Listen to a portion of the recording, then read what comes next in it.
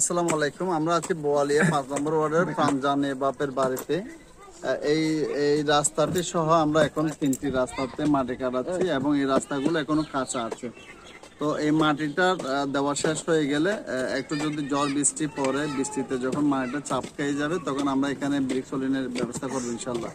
তো আমরা যে যারা বাড়িঘরে যারা আছেন তাদেরকে বলবো যে রাস্তা করলে রাস্তা দিয়ে হাঁটা সুযোগ করে দিলে আসলে ইচ্ছালে সবের নেকি হয় এবং সেটা পরকালকে চিন্তা করে আপনারা যারা আছেন এখানে এই বাড়িঘর সমাজে যারা আছেন তারা সবাই সার্বিক সহযোগিতা করবেন।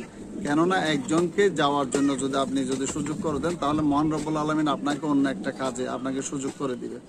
তো আমরা আমাদের প্রিয় নেতা প্রিয় অভিভাবক আলহাজ সাহেবুজ্জামান চৌধুরী জাভেদ এমপি মহোদয়ের পক্ষ থেকে কোথায় কোথায় মানুষের সমস্যা, কোথায় কোথায় মানুষের কষ্ট হয়, সে কষ্টটা লাঘব করার জন্য আমরা আমাদের পক্ষ থেকে আপ্রাণ চেষ্টা করছি। ইনশাআল্লাহ সবাই ভালো থাকুন, সুস্থ থাকুন। আলহাজ সাহেবুজ্জামান চৌধুরী জাভেদ এমপি মহোদয়ের সাথে থাকুন। আসসালামু আলাইকুম।